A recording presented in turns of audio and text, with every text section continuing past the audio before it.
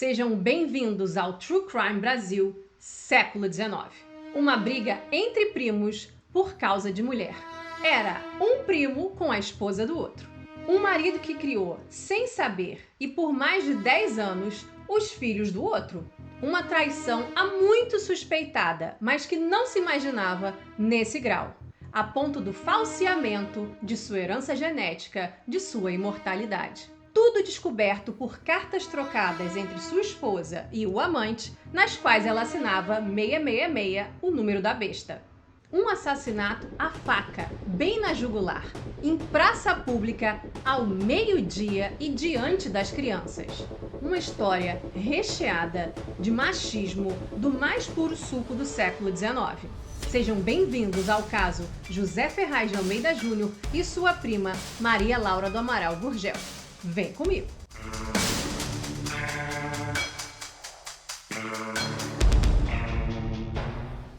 Pessoal, essa história é verídica. Todos os personagens existiram na história do Brasil, porque como vocês sabem, o Brasil não é para principiantes e a história brasileira é barra pesada. Primeiro vamos começar com Maria Laura do Amaral Gurgel. Quem é essa moça? Maria Laura, ela nasceu em 1871 no interior de São Paulo. Percebam que nós temos mais ou menos uma gradação de 10 anos entre cada personagem. Porque o amante dela é a pessoa mais famosa que vocês podem imaginar assim, na pintura brasileira do século XIX, que é José Ferraz de Almeida Júnior. E o Almeida Júnior nasceu em 1850. O primo dele, Sampaio, que é casado com Maria Laura, nasceu por volta de 1860 e Maria Laura nasceu em 1871. Então, ela é 21 anos mais nova do que o Almeida Júnior, o amante dela, e 10 anos mais nova do que o marido dela, o Sampaio. A história toda, gente, como eu falei para vocês, é fruto do machismo brasileiro, do patriarcado que forma a nossa história. E como vocês sabem, era comum, sobretudo mais assim para o interior do Brasil, já que ela mora no interior de São Paulo, ela casou choquem-se, podem se chocar, ela casou aos 13 anos de idade com o Sampaio. Por quê? Porque quando ela tinha 6 anos de idade, os pais dela morreram de febre amarela. Então ela foi morar com o avô dela. E o avô dela estava cuidando dela, mas ele também já estava próximo de morrer. Até porque, como vocês sabem, no século XIX as pessoas assim não viviam muitos anos como hoje em dia, né? E esse avô, assim, prestes a morrer, ele fala com um outro neto dele, né? Que é o Sampaio, 10 anos mais velho do que Maria Laura. E fala: Sampaio, acho que você tem que casar com Maria Laura porque nós temos que garantir o futuro de Maria Laura. Então Sampaio, aos 23 anos de idade, se casa com Maria Laura aos 13 anos de idade.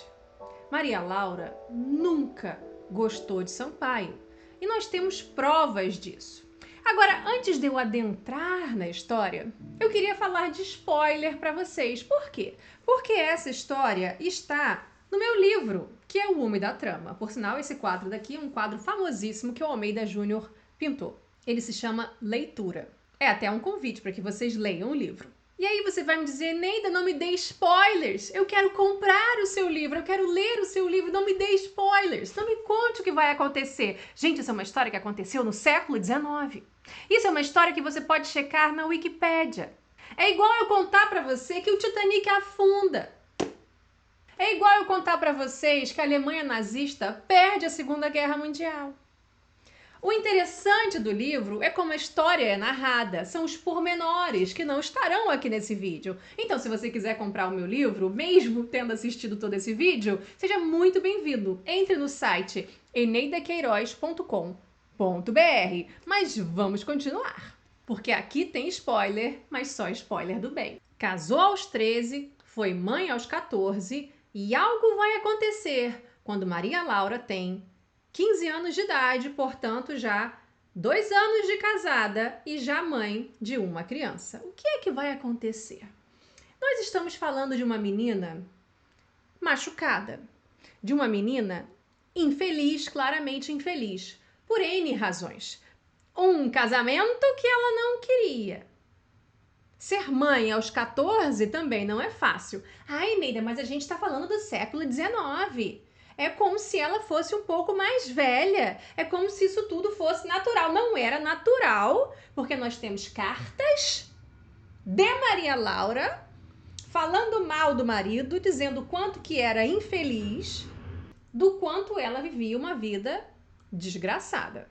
O marido dela era fazendeiro, Sampaio era fazendeiro. Inclusive, Sampaio ficou responsável por administrar algumas fazendas. Não era nada muito grande, tá, gente? Não era assim, uau, como são fazendeiros, como era, por exemplo, um dos parentes dela, porque ela é Amaral Gurgel.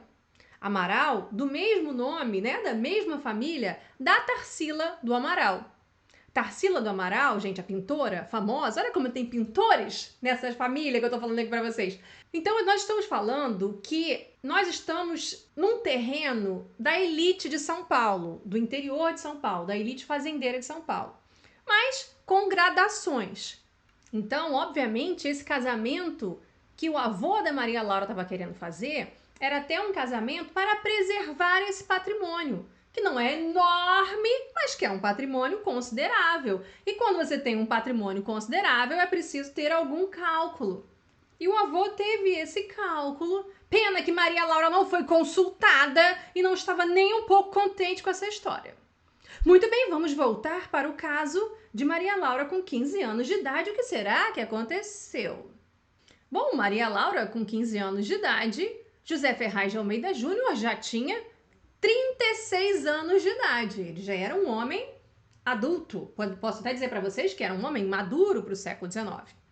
E José Ferraz de Almeida Júnior já tinha feito uma carreira de sucesso.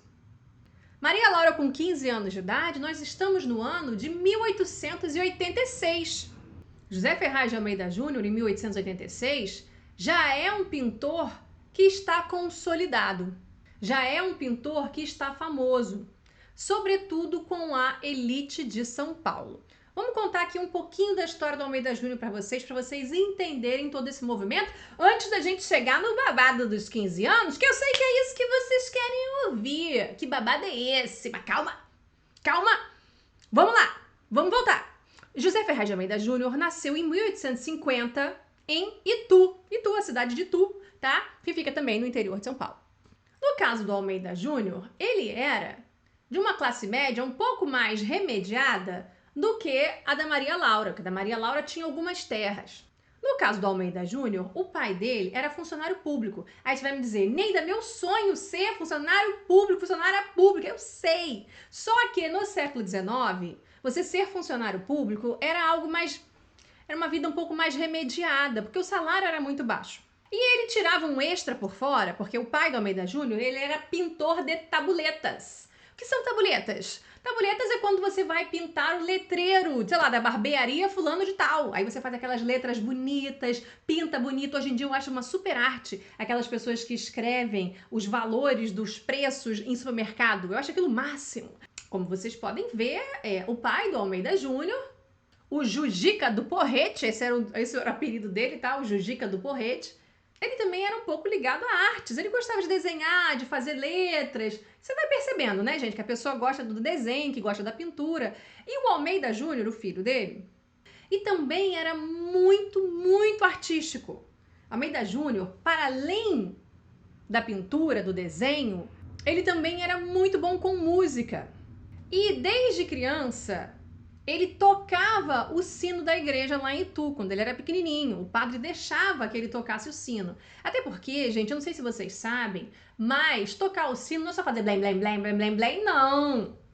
No século XIX, o sino falava com as pessoas, o sino se comunicava com as pessoas, tá? O sino indicava se alguém importante nasceu ou se morreu ali na localidade. O sino chama para a missa de meio-dia. Ou seja, o sino toca o Ângelus. Inclusive o IPHAN, gente, já colocou como patrimônio imaterial vários toques de sino de Minas Gerais, por exemplo, porque cada tipo de toque indica alguma coisa. Tem que saber tocar, tem que saber fazer. Além de tocar o sino da igreja, ele tinha uma outra atividade que ele gostava muito, que ele, lá nos fundos da igreja, na parte de trás da parede, ele pegava carvão e ficava desenhando na parede da igreja. Até que um dia o padre pegou, né? E Almeida Júnior achou que fosse levar a maior bronca da vida dele, porque ele estava com carvão desenhando. E o padre viu que ele desenhava muito bem para uma criança que nunca tinha tido aula, né, de desenho. E aí, gente, para vocês verem como é que Almeida Júnior ele foi muito ajudado na vida dele toda. E ele sempre teve muita gratidão. Eu gosto muito desse personagem do Almeida Júnior. Aí você vai me dizer, Neida, o Almeida Júnior traiu o primo, pegou a mulher do primo, como é que tu gosta muito dele? Almeida Júnior enganou o primo por 10 anos. Por mais que Maria Laura quisesse ficar com ele ficava enrolando ela. Porque para ele não era interessante assumir aquela amante. Desfazer a amante para torná-la uma mulher dele. Aí você vai me dizer, como é que tu gosta de Almeida? Eu gosto muito dele. E eu gosto dele porque ele é, como todos nós, seres humanos, cheio de contradições, muito denso. Uma das qualidades que ele tem é a gratidão. Por quê? Porque esse padre, ele vai fazer uma vaquinha na cidade para conseguir juntar dinheiro para que Almeida Júnior fosse para a Academia Imperial de Belas Artes no Rio de Janeiro. Que hoje em dia é a Escola Nacional de Belas Artes, foi se transformando, né, gente, na Escola Nacional de Belas Artes. Ou seja, onde você tinha aula de desenho, aula de pintura, podia ter aula de escultura também. Então essa é a primeira gratidão com que ele tem, tá? E a outra coisa que Almeida Júnior tem, que eu acho lindo, lindo, lindo, lindo. Almeida Júnior é muito devoto ao Brasil, ele se sente muito brasileiro e para além de brasileiro, sobretudo para além de brasileiro, ele tem especial apreço pela cultura do interior de São Paulo, portanto, pela sua própria cultura, pelas pessoas que o rodeavam, pelas pessoas desses sertões do Brasil, e não só pelas pessoas das capitais, por exemplo, como, né, a capital do Império Brasileiro, a corte, que era o Rio de Janeiro. Se a própria cidade de São Paulo, que é a capital da província de São Paulo, já era uma cidadezinha assim meio provinciana e pequena e acanhada, vocês imaginem Itu, vocês imaginem Piracicaba, vocês imaginem Campinas, que era por onde ele ficava aí no início da vida circulando. Cidade muito mais importante do que São Paulo, capital da província de São Paulo, era o Rio de Janeiro, que era a corte, que era a capital do Brasil, do Império Brasileiro. E é para lá que ele vai. E ele é um aluno, assim, exemplar. Ele era muito bom em pintura. Inclusive, a cada ano existia um prêmio Viagem. O que era o prêmio Viagem? O melhor aluno que estivesse se formando, que, né, tinha alguns anos de formação ali na Academia Imperial de Belas Artes.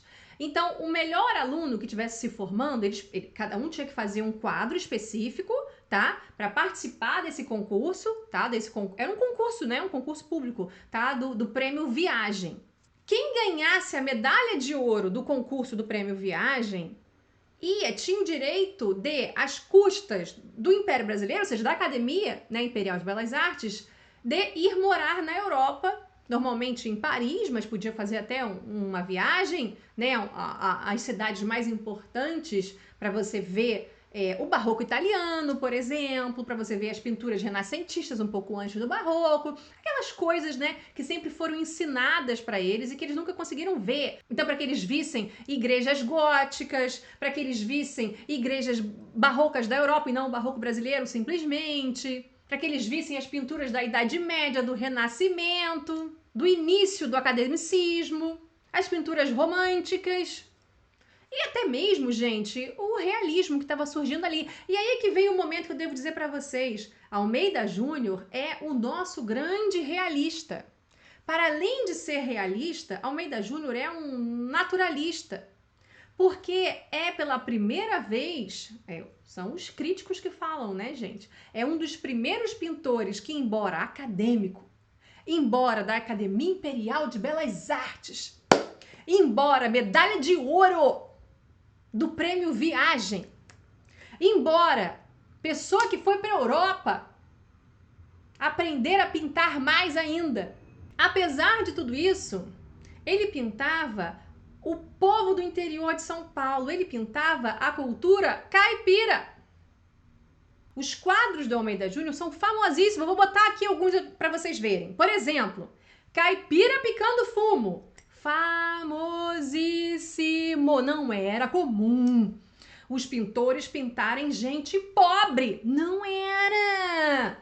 Porque gente pobre não merecia quadro naquela época. Vocês estão entendendo que quem merece ser retratado era gente rica. Mas Almeida Júnior pintava Caipira Picando Fumo. Pintava Amolação Interrompida. O que é amolação? É um caipira também que está amolando o facão dele ali, não era nem um facão, acho que era um machado, na pedra. E certamente alguém passou e deu um oi para ele e ele tá falando com a pessoa, ele interrompeu a amolação para falar com a pessoa. Além disso, ele pintou a cozinha caipira, toda com chão de terra batida, sabe? Sem quase nada, sem aqueles utensílios lá dentro, aquelas panelas de cobre, tudo é panela de barro. Não tem aquele piso frio, azulejado. O fogão não é aquele fogão de ferro, é um fogão a lenha também. Então ele tem o interesse de retratar a cultura caipira. Acho lindo os violeiros, que é um rapaz na janela tocando a viola dele e a mulher ali do lado de fora, do lado da janela, cantando. É lindo esse quadro, a ponto do Maurício de Souza ter colocado o Chico Bento tocando violão ali e a Rosinha do lado dele cantando. Então, tô fazendo isso aqui só para vocês verem a importância do José Ferraz de Almeida Júnior para a pintura brasileira. Mas calma que a gente tá com ele no Rio de Janeiro, ganhando a medalha de ouro do Prêmio Viagem. Aí ele ganhou, então ele podia ir para a Europa para poder ver o Louvre, para poder ter aulas de pintura com pintores franceses, para ele ver as vanguardas que estavam surgindo. Só que ele não aceitou ir. Sabe por quê? Porque ele queria voltar para Itu. Eu não é um personagem fascinante. Eu não é uma gratidão imensa pelo local onde ele vem, um orgulho imenso da cultura da onde ele vem e das pessoas e da família dele. É uma pessoa que gosta da sua origem, que valoriza a sua própria origem. E ele disse aos professores que o que ele aprendeu na Academia Imperial de Belas Artes, ele queria empregar no interior de São Paulo, dando aula. Almeida Júnior começou a dar aulas em Itu. Ele tinha uma casa também em São Paulo capital, vocês vão ver, mas calma. Até porque eu falei para vocês que São Paulo capital também não era assim uma cidade. Ou seja, São Paulo estava, obviamente, nesse processo aí da década de 70 e década de 80 do século XIX, né? 1882, 1883, 1874. O que está havendo em São Paulo é um transbordamento do capital acumulado nos interiores de São Paulo pelas fazendas de café.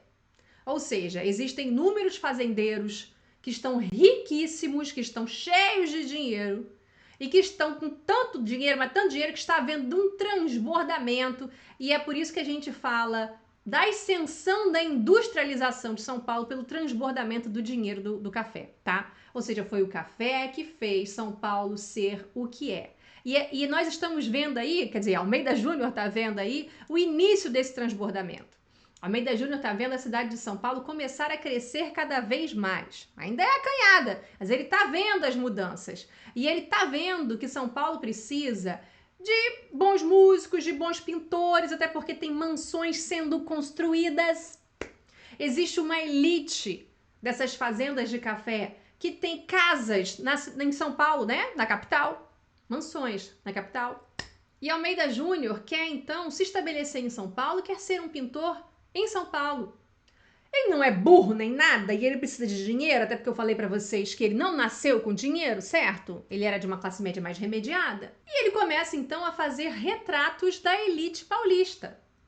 Muitos retratos da elite paulista. Não só sobretudo fazendeiros, né? Deputados, empresários. Não só retrato, assim, aquele retrato de corpo inteiro ou de busto, mas também retratos das casas. Vocês vão ver que tem algumas pinturas dos interiores dessas casas burguesas, tá? De São Paulo, ou seja, da elite, o interior, a vida privada dessa elite de São Paulo. Porque é com a elite de São Paulo sendo representada que ele ganha o dinheiro dele, tá bom? E ele começa a pintar por conta própria, no tempo mais vago dele, ele começa a pintar essa cultura caipira que ele tanto gosta. Esses quadros que não vão vender, né? Não foi ninguém que encomendou. Que um deputado pode encomendar um retrato dele ou um retrato da esposa ou da própria casa dele. Mas quem é que vai encomendar um caipira picando fumo na porta de casa, do casebre dele de pau a pique? Que vocês vão ver.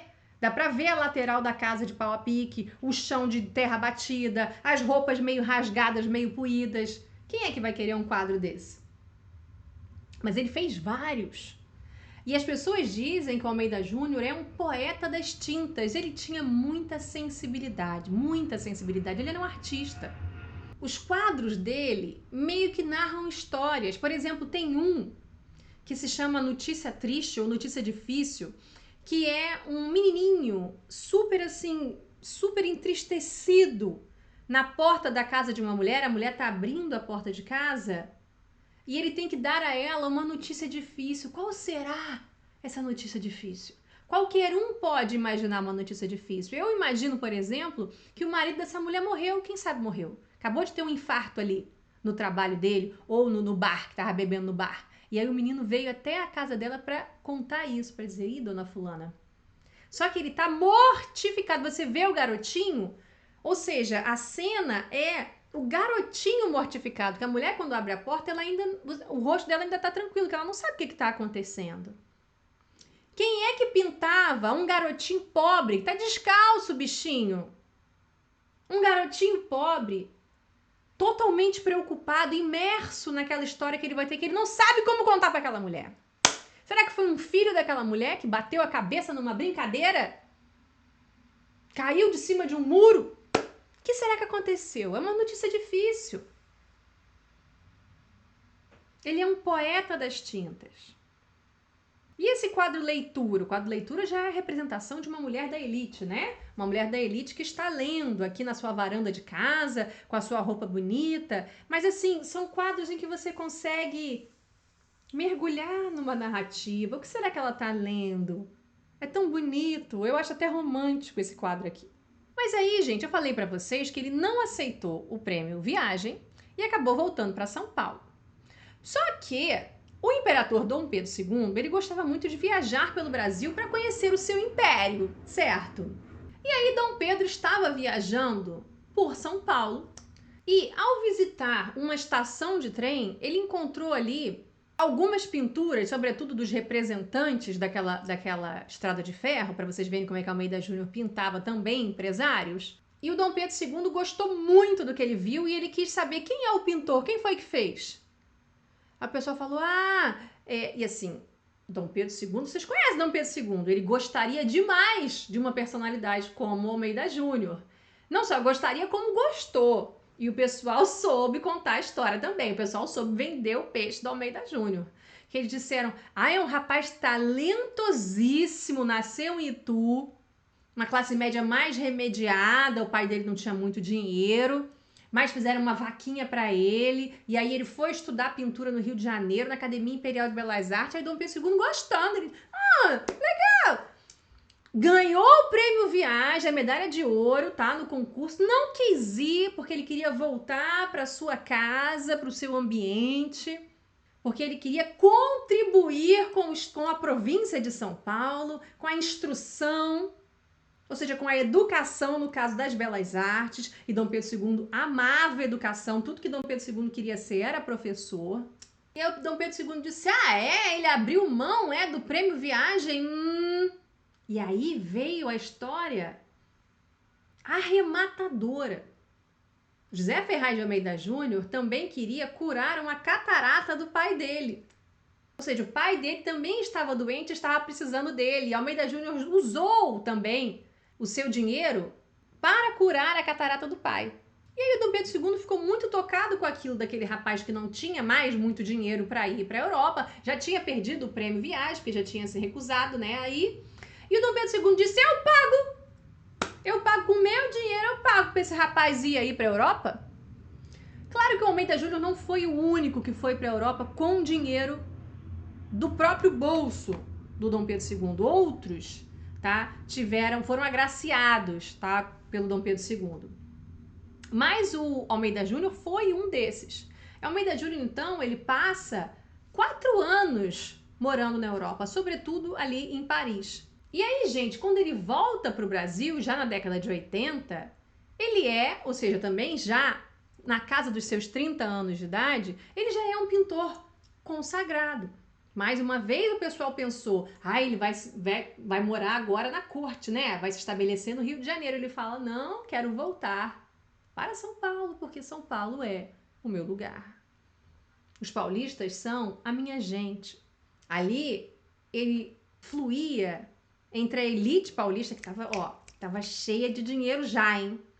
Tô conseguindo fazer dinheiro, que tô fazendo os retratos deles, e tô conseguindo, com esse dinheiro que eu tô fazendo, ter tempo livre para mim, para fazer as coisas que eu verdadeiramente gosto, tipo pintar a cultura caipira, e também, gente, fazer parte do clube de música, que eu falei para vocês que ele gostava muito de música, e ele tinha os encontros lá do clube de música, tá? Isso era na capital de São Paulo mesmo, que eu falei para vocês.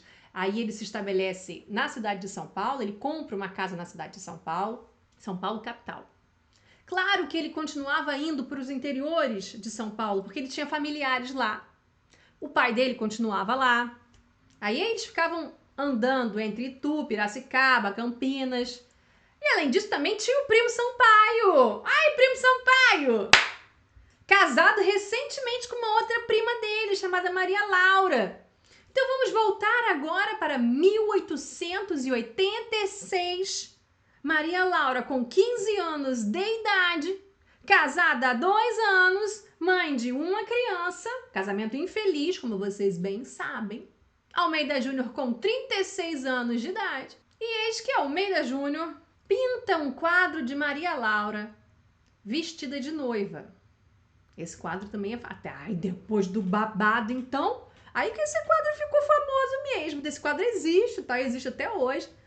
Maria Laura com vestido de noiva. Aí você vai me dizer, Neida, mas 2 anos depois do casamento dela, é porque ela não tinha nenhuma representação, nada foi feito. E ele quis fazer para ela, então, um quadro dela vestida de noiva. E é esse quadro que vai dar o maior problema com Sampaio, o primo dele. Por sinal, era um primo em que eles estavam começando a ficar muito próximos. Era um tal de sair para pescar junto, de fazer piquenique junto. Sampaio tinha mais de uma fazenda. Como eu falei para vocês, além dele ter a fazenda original dele, ele também ficou administrando as terras que Maria Laura herdou dos pais, né? Quando os pais morreram. Então, Almeida Júnior estava sempre aí numa fazenda dessa, numa fazenda da outra, tudo coisa de Sampaio e Maria Laura. Sabe aquele primo que tá sempre dentro de casa?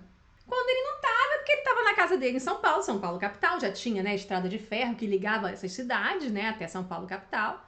Ele ia de trem, mas sempre que podia ele estava indo lá ver os primos. E esses sobrinhos, que são os filhos de Maria Laura que estão nascendo. Ela não teve só um filho com Sampaio, ela teve 5 filhos ao todo. Nós sabemos, por carta de Maria Laura, nós sabemos que 2 deles, os 2 últimos, são filhos de Almeida Júnior. Os 2 primeiros são claramente filhos de Sampaio, também comprovadamente filhos de Sampaio. E o menino do meio, o Fausto, é um menino que não se sabe exatamente a paternidade deles, e a gente vai ver por quê. Eu acho que o Fausto é filho de Sampaio. Sampaio achava que era filho do Almeida Júnior. A questão é que no casamento de Maria Laura com Sampaio, lá quando ela tinha 13 anos, Almeida Júnior foi ao casamento e prometeu fazer um quadro da noiva pintado. Embora não fosse o casamento dos sonhos da Maria Laura, mas ele prometeu isso para o primo, porque o relacionamento dele era com o primo, com o Sampaio. E o primo concordou, mas depois todo mundo meio que esqueceu essa história. Só Maria Laura que ficou com aquilo guardado dentro dela, né? Do tipo, puxa, prometeram pra mim que iam fazer um quadro meu, né? E Sampaio também não pediu quadro, quadro. Almeida Júnior também nunca voltou ao assunto. E eis que nós estamos em fins de agosto de 1886, no casamento na fazenda do Amaral. Que Amaral? O tal do José Stanislau do Amaral, conhecido como milionário. Eu falei do milionário para vocês, né? Vou ler aqui um pedaço para vocês do meu próprio livro, tá certo? Para convencer vocês a comprar, para vocês verem como é que é muito bom. A noiva, que se casava com um sobrinho do milionário, estava envolta por sedas, tules e rendas, né? Porque está se casando com um sobrinho do milionário. O véu que capturou a atenção de Almeida Júnior era de tule francês com apliques de renda nas beiradas. A grinalda, como de costume, eram botões de flor de laranjeira. Era importante que os botões estivessem bem fechadinhos para demonstrar a mais pura virgindade. É daí, inclusive, né, gente, que vem a ideia do deflorada, ou seja, é a flor que se abre, né? Que é a ideia da moça que perde a virgindade, ou seja, o botão de rosa ou o botão da flor de laranjeira, seja que botão de flor que foi deflorado. Veja, por isso que os botões de laranjeira na grinalda eram bem fechadinhos, tá bom? Ó o mundo que se vivia, ó a cultura que se vivia, tá? Depois vocês falam aí que machismo não existe, tá bom? Tá? Os brincos eram pingentes esverdeados, para combinarem com a amplidão verde das árvores e do gramado que dominavam a celebração ensolarada. Embora a noiva fosse o centro da festa, a viúva do milionário não saía de perto da nora Lídia, pois ela estava no último mês de gravidez. Dizia para cada convidado que o neto poderia nascer no mesmo dia do casamento do sobrinho. Lídia a corrigia, ou neta. Maria Laura e Almeida Júnior estavam a parabenizá-las pela festa que organizaram quando ouviram a profecia de Lídia.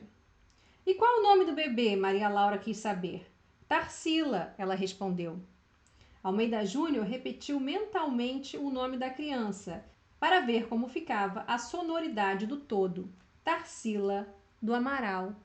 Nome de moça forte, ele pensou. Mas tímido, não disse.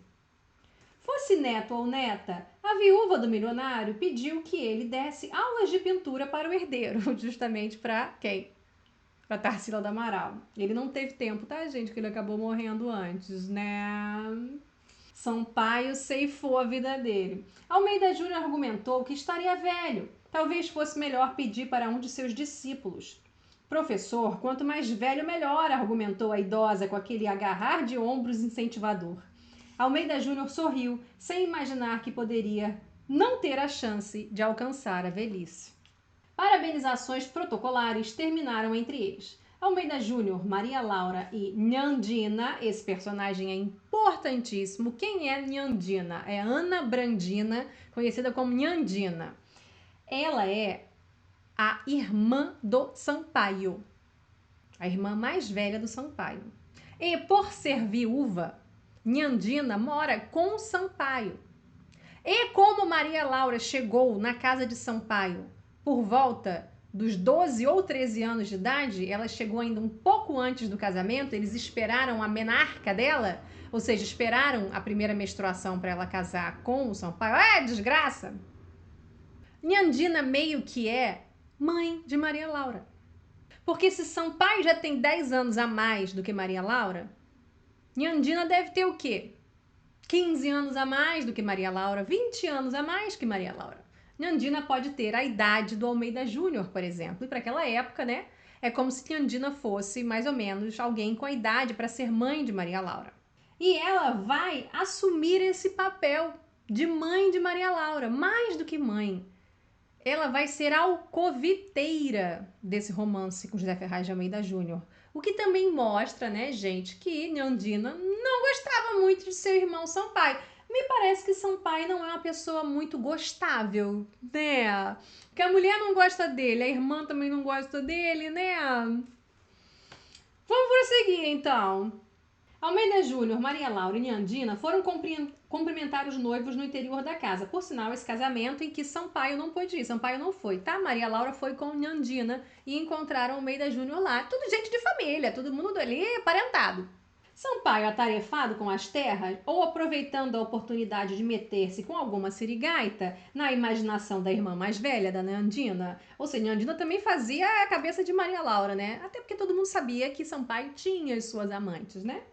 Deixou que as duas fossem sozinhas, na companhia de um negro da casa de Itu. Nós estamos aqui, né, gente, na década de 80, ainda não houve a proclamação da República, ainda há escravidão. Nós estamos no ano de 1886, tá bom? Ainda há escravidão no Brasil.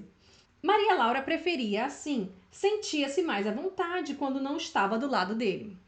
E Almeida Júnior, que viera de São Paulo especialmente para o evento, estava hospedado na casa grande da fazenda milionária. Trouxera consigo sua maleta de trabalho com papéis, lápis, tinta, pincéis e uma tela de pequeno porte, que pretendia usar para estudo de uma paisagem da região, a qual posteriormente seria aumentada e aprimorada em tela de porte maior.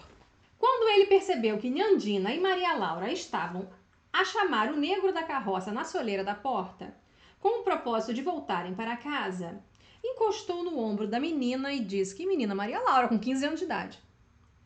E o quadro da noiva? Eu pensei que o senhor tivesse esquecido, disse numa surpresa engolida por um olhar encabulado. Quer começar? Como?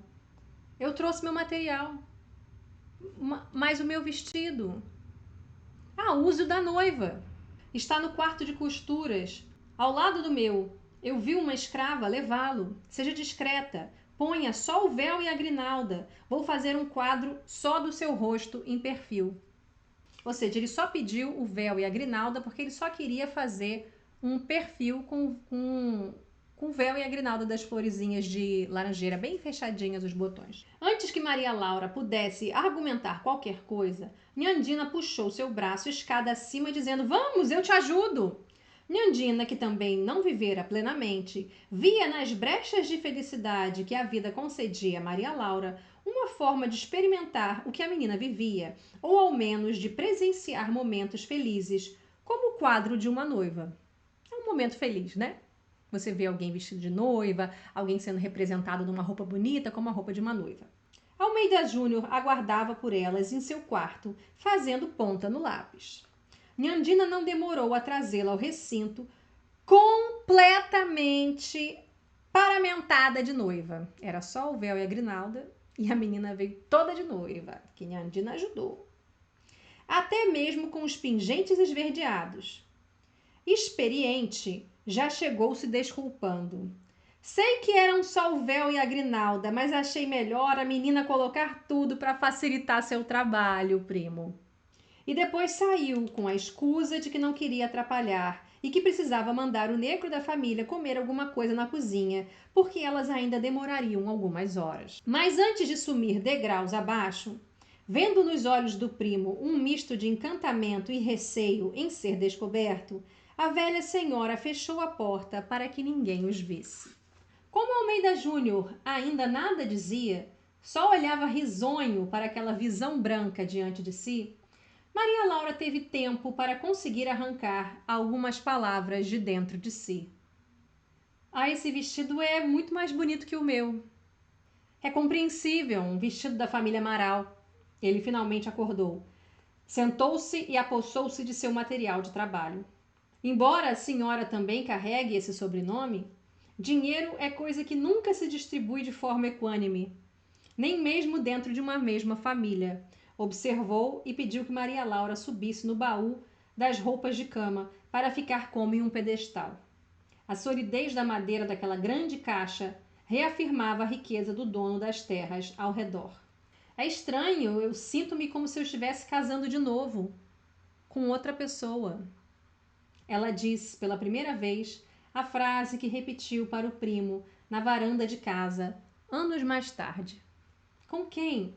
Ele perguntou, confuso, entre os esboços do desenho.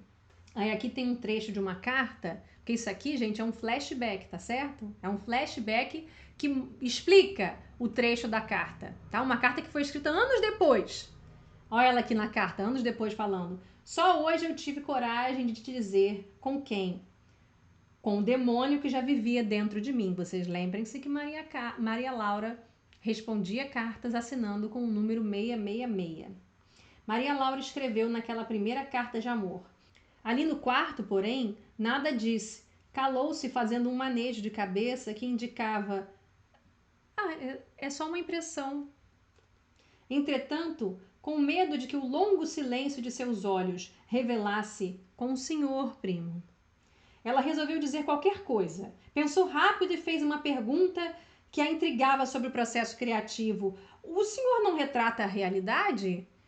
Esse véu, essa grinalda, esse vestido não são a verdade sobre o meu casamento. Falava de tecidos e adereços, mas quis dizer que a felicidade que ele pintaria não condizia com a vida dela.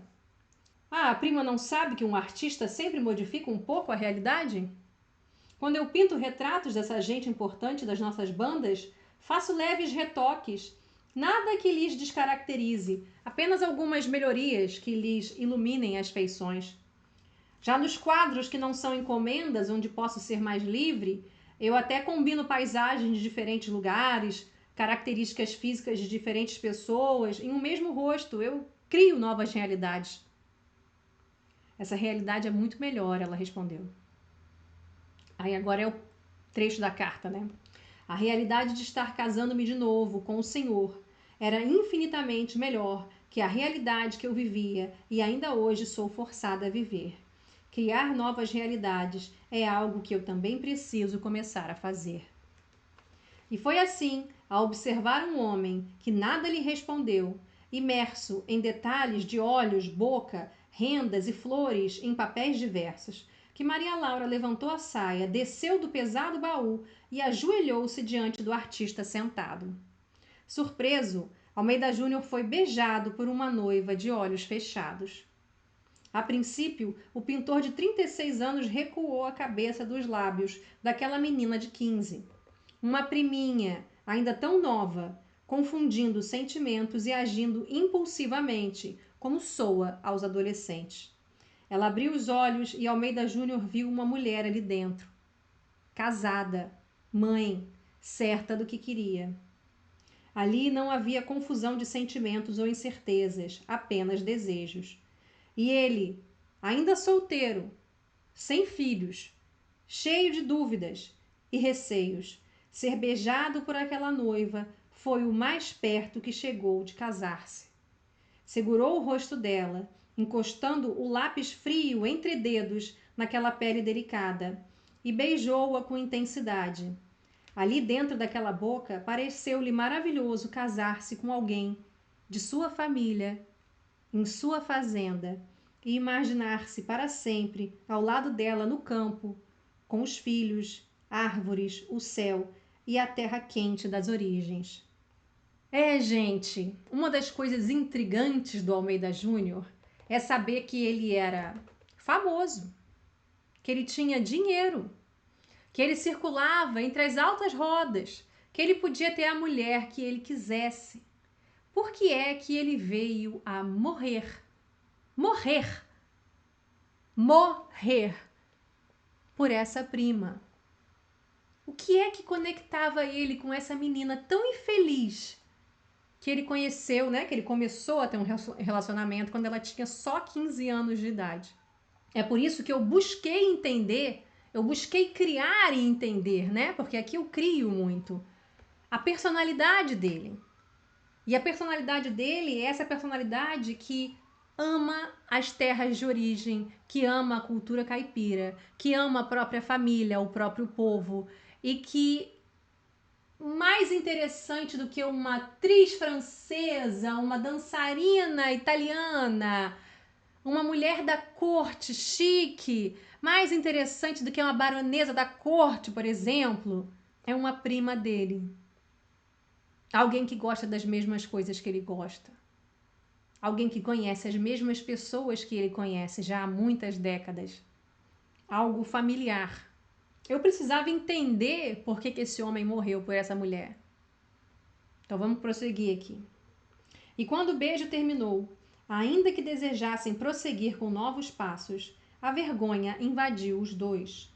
Não sabiam onde colocar as mãos, para onde olhar ou o que pensar.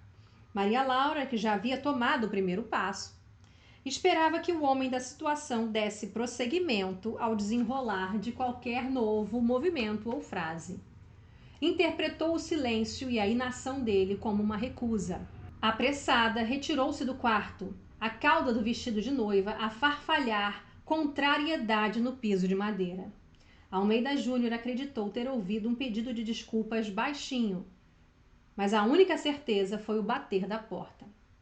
Ela foi para o quarto ao lado e arrancou a grinalda com flores, véu e grampos a espalharem-se no tapete. Tirou os brincos e jogou-os sobre uma mesinha de canto. Um deles chegou a cair no chão. A maior dificuldade foi em abrir os botões traseiros sozinha da roupa do vestido, né? O que acarretou em maior frustração e um puxão de fazer 3 ou 4 deles voarem nas paredes. Recolocar o vestido que usava na festa também foi difícil. Por sorte, em nenhum momento tirara o espartilho. Os botões superiores, que não conseguiu fechar, escondeu-os por baixo do chale que pôs sobre as costas. Desceu para a cozinha e surpreendeu Nhandina, que achou tudo muito rápido. Terminou o quadro? Perguntou assustada. Almeida Júnior detinha alguns rascunhos em suas mãos. Até usou-os para fazer o desenho base sobre a pequena tela, ainda que nem disso precisasse. A fisionomia dela estava gravada não apenas nos olhos, mas na pele de seu rosto, na maciez de sua língua. Fez o desenho base ali mesmo na fazenda, enquanto ouvia as despedidas de Maria Laura aos parentes restantes no andar de baixo e as patas do cavalo afastarem-se no horizonte. O uso de tintas faria depois. Queria algo sofisticado, um sombreamento branco muito delicado, branco sobre branco, tule sobre renda, algum cabelo entrevisto, olhos expressivos, desejosos, endiabrados, diria ela depois. Maria Laura nunca tocou no assunto do quadro com o marido, sequer com Nhandina, que chegou a perguntá-la se o pintor lhe dera data de término. Ela julgava que ele não o iniciaria, muito menos o terminaria. Qual não foi sua surpresa quando, pouco mais de um ano após o ocorrido, o casal precisou ir a São Paulo para lá ficar por uma semana e, como de costume, hospedou-se na casa de Almeida Júnior, vindo a encontrar o quadro pronto. Não estava no ateliê, largada em um cavalete entre tantos outros, estava na parede da sala, sobre a mesa de jantar. Entre os abraços de boas-vindas, Sampaio nem o havia notado, mas intrigado com o olhar petrificado de Maria Laura para a parede, imagina ela olhando para a parede assim, acabou por ver aquilo que não conseguia entender. Parecia Maria Laura, mas não era seu vestido de noiva.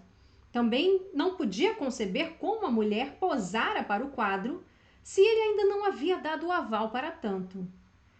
Tentando controlar as palavras para não cometer nenhuma injustiça verbal contra o primo que tanto admirava, Sampaio demonstrou sua surpresa temperada com toques de desconfiança. É Maria Laura? Apontava para a parede. A esposa estava lívida, como se a morte lhe tivera visitado e levado todas as suas cores para a tela em questão.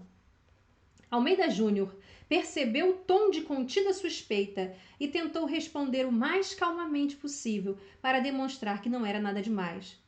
Sim, como eu havia prometido. E quando ela posou, se eu não permitir, a contenção começou a sumir no Sampaio. Eu fiz de memória. De memória? Eu trabalho muito assim, de memória. Tenho fotografias de clientes para facilitar minha vida, mas consigo reproduzir rostos por conta própria. Memória ruim, Porque Maria Laura não usou essa grinalda nem esse véu. Ou será que suas lembranças só têm o rosto da minha esposa como foco? Esquecendo todo o resto, disse, aumentando a voz. Sampaio, Maria Laura tentou chamá-lo à razão. E essa cara de culpada de Maria Laura? Pegou-a pelo braço com força. Almeida Júnior colocou-se entre os dois, gentilmente afastando Sampaio. Suas desconfianças são infundadas e ofendem tanto a mim quanto a ela. Fiz o quadro que lhe prometi. Não quero, pode ficar. Saiu puxando a mulher grávida do segundo filho para fora da casa do primo e foi hospedar-se em um hotel nas cercanias da Praça da Sé. Os mais próximos da cidade, acostumados a vê-los na casa do pintor, estranharam o fato. Alguns comentários iniciaram circulação à boca pequena, mas ainda insípidos e sem fundamentos. Seria alguma briga de família? Divergências em relação a outro parente? Teria dinheiro envolvido? Alguém foi rude com o outro? Poucos supuseram algo contra a honra de Maria Laura. Parecia improvável. Nhandina soube do ocorrido no dia seguinte, quando Maria Laura lhe enviou o telegrama de São Paulo a Itu. Ficou preocupada com o ciúme repentino do irmão, entretanto não aventou a possibilidade de largar a fazenda e ir à capital. Julgou que seria raiva passageira. Não foi só ela. Todos achavam que o ar carrancudo de Sampaio abrandaria rapidamente. Mas tomado de imaginações e suposições galopantes, passou a andar armado com um punhal nas ruas da capital paulista. Questionado pelos amigos o porquê daquilo, argumentou irritado que todo matuto andava com uma faca na algibeira e ninguém os perturbava. Mas você não é nenhum matuto caipira, Sampaio. Se a vida em fazenda está te mudando assim, talvez seja melhor passar temporadas maiores na capital, diziam uns e outros. Conhecendo a opinião política dos amigos, revoltados com a abolição e aderindo em massa ao Partido Republicano, Sampaio chegou a dizer que a lei que libertara definitivamente os escravos, promulgada algumas semanas antes, ou seja, estamos em 88, né? Provavelmente estamos em maio de 88, promulgada algumas semanas antes, era razão suficiente para se andar armado. No entanto, para sua surpresa, não convenceu ninguém. Disseram-lhe que o medo do haitianismo, a ideia de que os escravos podiam se rebelar contra os senhores, perdera qualquer sentido. Ué, preto livre não tem raiva de branco, ouviu de 3 ou 4 que ansiavam pela verdade. O inquérito cotidiano era tão frequente que Sampaio confidenciou a um colega do mercado de café que alguns parentes são serpentes. As informações de que Sampaio passara a andar armado e maldissera familiar incerto não tardaram a chegar aos ouvidos de Almeida Júnior, que precavido também passou a andar com uma faca no cinto da calça. Estava montado o cenário de uma tragédia, no entanto, nada mais sério que a pintura de um quadro de uma noiva ocorrera. Até porque Sampaio não sabia do beijo também, né? Era só o quadro. Sampaio parecia dotado de uma intuição inata e sentia-se duplamente traído com a ideia de alguém tão íntimo a destruir-lhe a honra. E Almeida Júnior parecia estar avisado do que Sampaio era capaz. Estava avisado mesmo? Nhandina, mais uma vez avisada por Maria Laura, tomou ciência do acirramento dos ânimos e apareceu na capital paulista na véspera do retorno do casal à fazenda. Sampaio brigou com as duas. Disse que a mulher não precisava perturbá-la, nem a irmã precisava ter vindo. Que não ia cometer nenhuma loucura, que estava muito bem, que não brigara com ninguém, que não havia mal nenhum em andar com um punhal junto ao corpo, que homens de verdade andam sempre armados contra desavisados que tentam lhe manchar a honra ou lhe roubar propriedades, que não era para ela ter deixado Zilda sozinha na mão dos empregados. Zilda é a primeira filha do casal, né? A primeira filha da Maria Laura. A Zilda, ela agora está grávida do segundo filho. Nhandina, como irmã mais velha, fê-lo ouvir que não estava nem um pouco contente com as desavenças dentro da família, ainda mais contra o primo Almeida Júnior, que certamente deveria estar vexado com essa história toda. que era melhor parar com essas suspeitas infundadas, porque se viessem a vazar, prejudicariam inutilmente a honra da família e a carreira do pintor, que estava, sobretudo, sentindo-se humilhada com as suspeitas do irmão, o qual sabia que Maria Laura estava sempre sob os olhos dela, tratada como filha. Suspeitar de Maria Laura era suspeitar dela, a irmã. Nhandina ainda promoveu a reconciliação dos dois, enviando bilhete à casa do pintor, chamando-o para um jantar em família no restaurante do hotel onde estavam.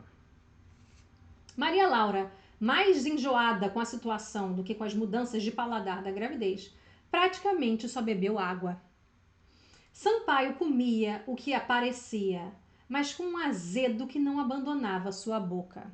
Vinha de dentro. Almeida Júnior passou o jantar inteiro com um olhar vago, extremamente constrangido em ser obrigado a viver aquela situação, quando, na verdade, só pintara um quadro. Entretanto, era o mais velho da mesa e resolveu quebrar o gelo antes das despedidas. Eu não pensei que um quadro sobre o qual nós dois havíamos concordado fosse causar tantos problemas, Sampaio. Ainda que a mim nada possa ser imputado e que eu me sinta ofendido com essa situação, eu peço desculpas se feri sentimentos não intencionalmente. Vou guardar o quadro no depósito de mantimentos. Para mim é como se nunca tivesse existido.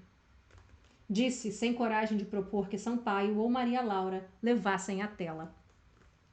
Nenhum dos dois se pôs contra, pedindo a obra para si. Calaram-se como quem consente com a ideia. Sampaio ainda teve vontade de pedir que o primo pusesse fogo, mas controlou-se. A frase do pintor pareceu abrandar-lhe a alma. E o primo me perdoe pelo temperamento, é que eu não sou viajado nem de grandes estudos, ajo com os sentimentos, e mulher daqui é coisa que a gente mantém perto dos olhos.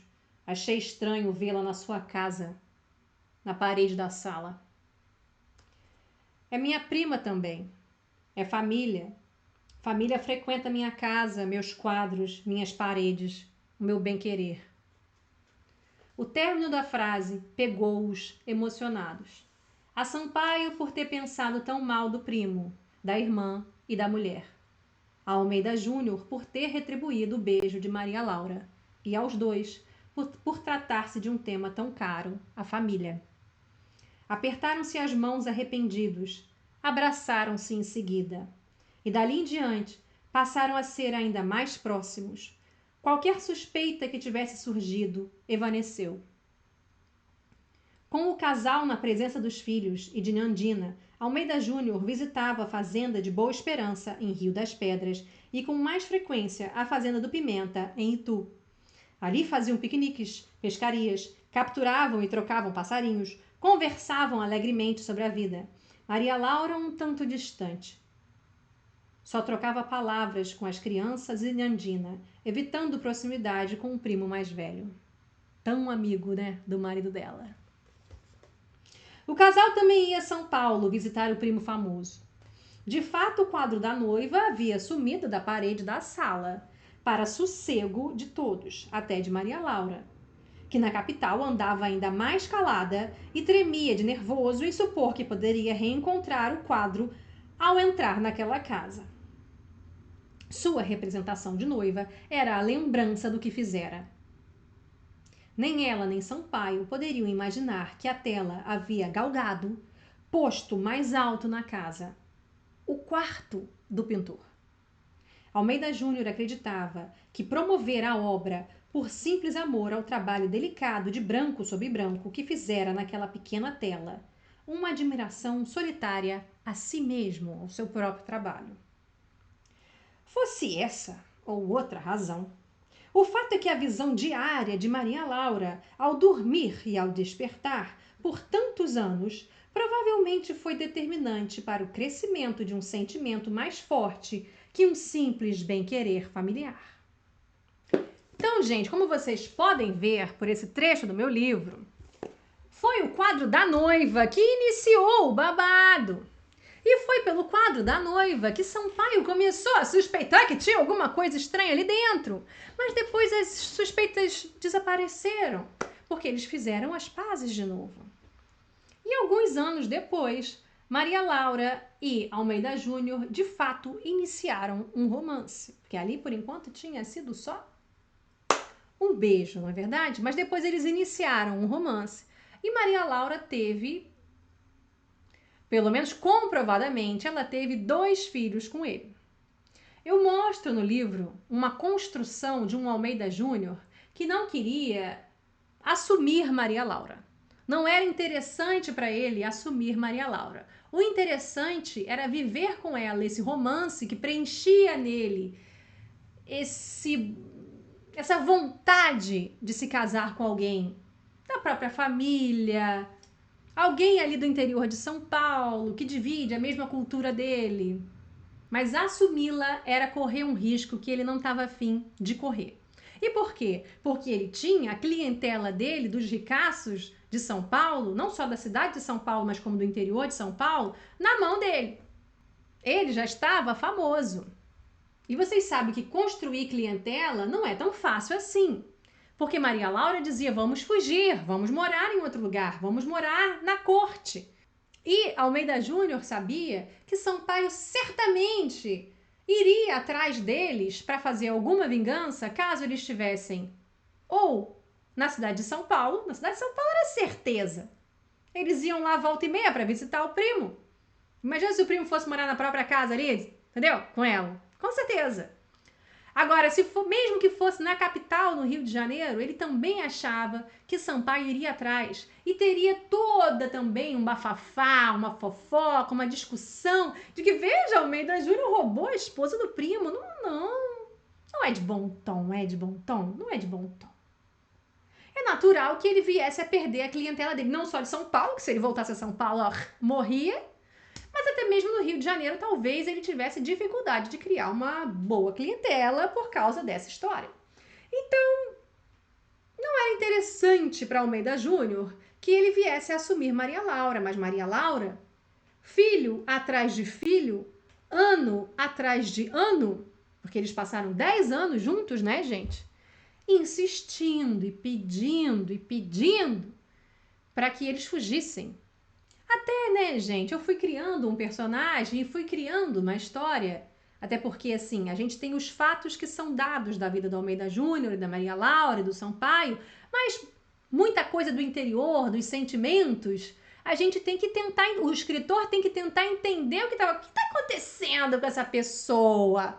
Por que essa pessoa agiu dessa forma ou daquela outra forma? Você tem que tentar entender e tem que tentar justificar, criar ali, bolar toda a situação e toda a explicação. E aí, né, gente, é que o mundo dá voltas, né? A Terra redonda capota, não capota? Vai chegando num nível em que Maria Laura já não pode mais. É por isso que o livro fala muito da questão feminina, da questão de gênero e do machismo. O machismo daquela sociedade, primeiro que casou a menina criança, casou ela com 13 anos de idade, com quem ela não queria casar. Porque o avô achava que ela precisava de um tutor, que precisava de um marido, que não podia administrar as fazendas que ela tinha herdado sozinha. Veja, olha quanta coisa, tá? Até mesmo do patrimônio dela estão mexendo, não estão deixando ela administrar o próprio patrimônio, né? Achando que ela não pode viver sozinha. Achando que ela precisa de um marido, mesmo um marido que ela não gosta. Tendo filho atrás de... Vocês estão achando que isso é mole? Tendo filho atrás de filho. Esse marido que tinha várias amantes, tinha várias peguetes. Mas ela ali, tendo que viver aquela situação. Até que ela encontra nesse primo que viaja pelo mundo, que já foi a Paris, que já foi à Itália. Pois esse primo é asas a essa mulher que vive enraizada nesse chão. E a cada filho que ela tem, as raízes vão mais profundas nas terras de Sampaio. A cada filho que ela tem, é mais difícil se afastar de Sampaio. E Almeida Júnior enrolando, porque para ele não convém, até que chega um momento que para ela não convém. Ou vocês acham que é fácil fugir com 5 crianças? E aí é que vem a grande questão de gênero e a grande questão feminina. Ela não tinha escolha, ela não tinha como não ter filhos. Ela estava casada, os filhos iam vindo. E depois, quando ela começa a ter filhos do Almeida Júnior, ela ao menos começa a gostar de ter filhos. Ao menos eram filhos de alguém que ela amava. Também tem essa questão interna que, porra, barra pesada. Barra, coitada das crianças que eram do Sampaio. Porque elas não têm culpa de nada. Elas não têm culpa de carregar o DNA do Sampaio, de carregar o jeito do Sampaio, a cara do Sampaio.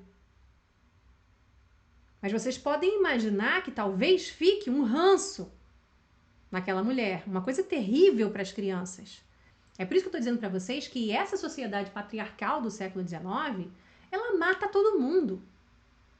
Ela mata Maria Laura, todo mundo pensa que o machismo e o patriarcado mata a mulher, né? Que destrói a mulher. Mas não é só a mulher que é destruída. Porque ao você destruir a mulher, pode ser que se destruam as crianças também. E aquelas crianças são destruídas. Quem é que morre nessa história? É o homem. Não foi nem ela que morreu. Quem morreu foi o Almeida Júnior. Então, como vocês podem ver, o machismo e o patriarcado matam também os homens e destroem a vida dos homens. O próprio Sampaio, né, gente, que eu posso dizer para vocês que é o personagem mais horroroso dessa história, mas o próprio Sampaio gostava daquele primo. Gostava do Almeida Júnior. E por causa de uma suposta defesa da honra, ele meio que se viu obrigado pela cultura na qual ele vivia. Claro que todo mundo tem opção, né, gente? Não é todo mundo que sai matando, né? Não é verdade? Todo mundo tem a opção de fazer o melhor, de fazer o certo. Se você optou por ser violento, foi uma opção sua. Mas a gente pode dizer que muito influído por essa cultura violenta ali do interior de São Paulo, dos sertões, ele mata o primo, o próprio primo. Então, como vocês podem ver, essa é uma tragédia que destruiu todo mundo, inclusive as crianças. As 5, umas mais do que outras. Mas como eu disse para vocês, o mundo capota, não capota? Porque à medida que Maria Laura vai tendo filho, e fugir com 5 crianças é difícil, e ela não era dessas que abandonava as crianças, ela queria levar, mas ela não consegue levar todas. Porque quando você tem uma criança que já está ficando adolescente, quando você tem uma criança que está por volta de 12, 13 anos de idade, essa criança pode optar por não ir na fuga. Ela pode dizer, não vou avisar o meu pai, voltar para trás e avisar o pai, você não sabe. Essa criança pode ficar revoltada com você pelo resto da vida, pelo afastamento do pai que você a obrigou, pelos amigos que ela teve que abandonar, pela casa que ela teve que abandonar, por essa vida bandida e fugitiva que ela está sendo obrigada a ter, porque ela não pediu isso. Para vocês verem como é que as coisas são complexas. E à medida que o tempo vai passando e as crianças vão nascendo, tudo vai se complexificando. Porque eu não tô falando só da menina mais velha, da Zilda, da adolescente. Eu tô falando do que é você fugir com um bebê de fralda. Um bebê de fralda e outra criança que tem por volta de 2 anos de idade, que ainda usa fralda também, tá andando, tá começando a falar uma coisa ou outra, mas que ainda é beberrucha. Beberrucha que fala, que come comida, mas beberrucha. Um toddler. Você consegue se imaginar administrando tudo isso? Quem você leva, quem você não leva, quando você vai, qual é o momento? E Maria Laura já não queria mais. Porque o mundo capota, né, Almeida Júnior? Capota, bem em cima de você. E aí era o Almeida Júnior que estava pressionando. Era o Almeida Júnior que estava ficando cada vez com mais ciúme do Sampaio. E eu não queria fazer propaganda mais do que eu já fiz sobre meu livro, mas tem momentos interessantíssimos, inclusive de ciúme aqui dentro. O amante com ciúmes. É interessante, né, gente? Por sinal, um amante que também tinha amantes. Ou você achava que Almeida Júnior não tinha ninguém além de Maria Laura? Almeida Júnior tinha uma amante chamada Rita de Paula Ibarra. Por sinal, vou trazer fotos aqui da Rita para vocês verem. E o cabelo da Rita era tão longo, ela fazia umas tranças tão longas, ia quase até o pé, que muita gente acha que nesse quadro aqui, do Leitura, vocês estão vendo o cabelo aqui, ó, peraí, deixa eu achar aqui. Vocês estão vendo aqui o cabelo enorme? Que muito provavelmente quem posou para esse quadro foi Rita de Paula Ibarra.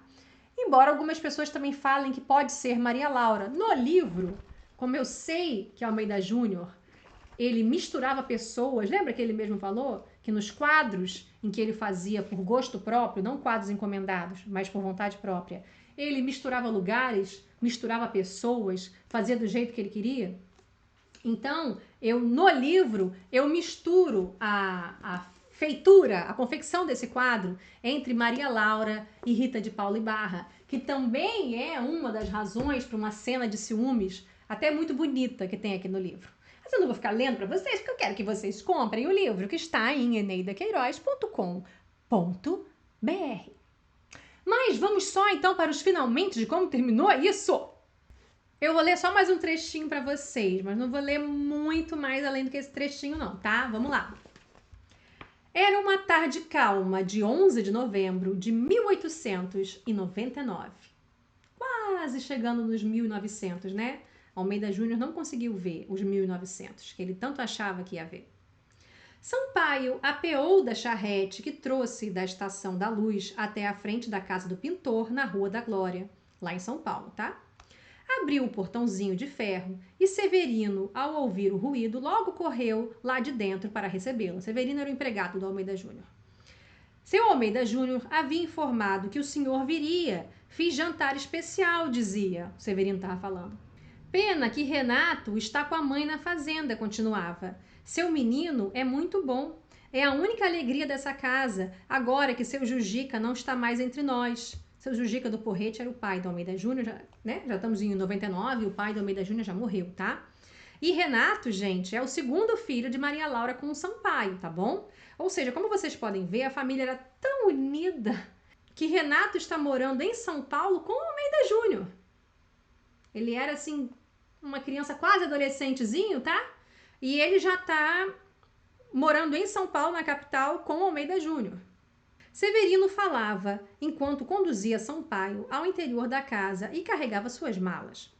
O fazendeiro mencionou que estava cansado e Severino logo mostrou com um braço e um sorriso o quarto de Renato, o quarto do próprio filho, só que Renato agora está na fazenda com a mãe, que ele ia e vinha, né? O quarto de Renato. Mudei o lençol de cama para o senhor. Ao passarem pelo corredor para chegar ao cômodo de Renato, porém, Sampaio percebeu a porta do quarto de Almeida Júnior sempre fechada, levemente entreaberta. Ainda que de relance, jurou ter visto o quadro da noiva, pendurado na parede. Seriam seus olhos, antes cegos, que agora voltavam a enxergar o mundo? Ou estaria sofrendo de alguma esquizofrenia, vendo que não havia para ser visto? Severino percebeu que ele retornara o olhar para o corredor e desculpou-se. Hoje eu acabei esquecendo as portas todas abertas, estava limpando, perdão. Fechou a porta do quarto do dono da casa. Sampaio jurou a si mesmo que entraria naquele quarto, nem que tivesse que esperar pela madrugada. Não foi preciso tanto. Severino logo voltou a pedir desculpas porque precisava dar os ajustes finais numa carne de porco que estava no fogão a lenha. Sampaio esperou que ele se afastasse e voltou ao corredor. Abriu vagarosamente a porta do quarto do primo. Lá estava sua mulher, vestida de noiva, em frente à cama do artista. O artista não se desfizera do quadro, pelo contrário, promoveu-o à parede mais nobre. Se não confirmava o adultério, ao menos tornava patente o interesse pecaminoso do primo em roubar-lhe a esposa. Eu já sabia, murmurou com desdém para a tela diante de si. Olhou em volta e viu em cima da escrivaninha uma velha bacia de ágata com cartas dentro. Lá no fundo, algumas cinzas antigas, porque carta de Maria Laura ele costumava queimar, assim como Maria Laura também queimava cartas de Almeida Júnior. Algumas cinzas antigas, ao lado de uma caixa de fósforos. Há quase 10 anos, Almeida Júnior queimava cartas. A ideia precavida fora dele mesmo. Destruir sempre as provas daquele amor proibido. Ele implorava a Maria Laura, que sempre cumpriu, com maior presteza que o mentor, a arte de sublimar suspiros em chamas. Sampaio percebeu, pelos ainda intactos envelopes, todos idênticos e já conhecidos, os quais ele mesmo comprara, que aquelas eram cartas de sua esposa. Sentou-se na cadeira, tentando acalmar-se, e abriu o primeiro deles, desdobrando a carta trêmulo. Ou seja, ele encontrou cinzas, mas ele também encontrou algumas cartas que ainda não tinham sido queimadas. E isso é fato verídico. Isso aconteceu de verdade na vida dessas pessoas. O adultério foi descoberto porque Sampaio encontrou cartas de sua esposa no quarto da Almeida Júnior. E agora, esse trecho daqui que eu abro aspas, aqui e aqui, esses trechos são cartas de verdade, cartas dela. Isso aqui está no processo, né? No processo contra Sampaio por causa do assassinato da Almeida Júnior. Eu vou ler só uma para vocês depois comprarem o livro e se deliciarem. Mas uma das coisas que Maria Laura de fato falou sobre o marido. Eu sofro demais em ver-me sobre a direção de uma coisa tão inútil, sobre a vontade de um nojento que cada vez mais odeio. Meu Deus, quando me verei livre de semelhante peste? Podiam esses colonos fazer essa grande limpeza e favor para mim? Ou seja, ela queria que os colonos italianos ali que já estavam chegando em São Paulo matassem Sampaio. Não se tratava apenas de uma traição. Sampaio descobrir o ódio que ela nutria à sua pessoa. E aí, minha gente, não vou ler muito para vocês, não vou contar muito mais da história para vocês, mas depois disso, Sampaio, no dia 13 de novembro, ou seja, ele encontrou as cartas no dia 11, ficou ruminando. E no dia 13 de novembro de 1899, Sampaio descobriu em Piracicaba que Almeida Júnior tinha mentido que tinha ido para uma outra fazenda, mas na verdade ele estava desembarcando ali na praça principal de uma charrete, de uma carruagem, junto com Maria Laura e todas as crianças. Sampaio simplesmente, ele que cuidava de animais na fazenda dele, né? Aquele que sabia fazer o abate de porcos, sabia como ninguém. Ele simplesmente tirou a faca, que tem a tesoura, né? Mas era uma faca que ele tinha na algibeira. Ele fez um volteio no ar e enfiou no pescoço do Almeida Júnior, bem que assim. Aí vocês podem imaginar, né, gente? Bom, se ele matava porco muito bem, Almeida Júnior também morreu ali, né? E o interessante dessa história como um todo é aquilo que eu falei para vocês, né? O quanto que essa sociedade patriarcal que não permite que Maria Laura cuide do próprio patrimônio, que não permitia que Maria Laura escolhesse o próprio marido, que não permitia que depois de alguns anos de casada com uma pessoa que não lhe convém, que os dois se separassem, porque eles poderiam separar e aí cada um viver com quem quisesse. Assim como o próprio Sampaio tinha aí suas amantes, né? Por que Maria Laura também não podia escolher uma outra pessoa, né? É essa situação como um todo que fez com que a gente perdesse um dos maiores pintores da história brasileira. E Sampaio não ficou muito tempo preso não, né, gente? Porque como vocês sabem, existe a legítima defesa da honra, não era isso que existia na legislação brasileira?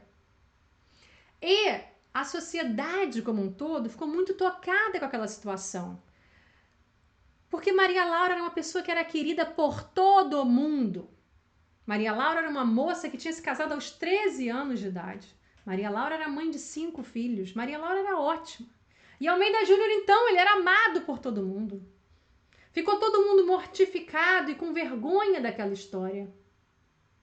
E por muito tempo, quando se falava que, infelizmente, Almeida Júnior morreu precocemente, não chegou nem a fazer 50 anos de idade, morreu com 49. Ele ainda teria mais alguns anos aí de carreira, né, de vida. talvez chegasse aos 60, talvez chegasse aos 70. O pai dele morreu com bastante idade, né? O seu Jujica do Porrete.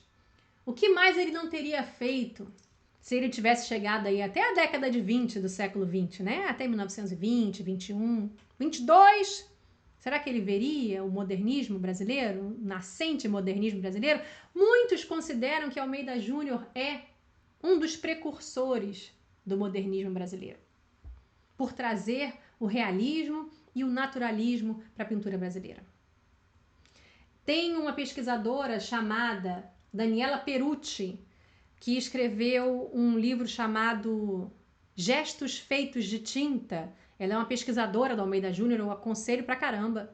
E também tem uma biografia escrita pelo Domício Pacheco Silva, que é A Morte no Fim do Mundo, porque ele morreu em Piracicaba, né? Imagino que era Piracicaba em 1890. Desculpa aí você que é de Piracicaba, tá? Mas imagina aí o que é Piracicaba em 1899, né, gente? Almeida Júnior, glorioso, medalha de ouro, Paris, não sei o quê. Praça Pública, Piracicaba, 13 de novembro de 1899, porque estava pegando a mulher do primo.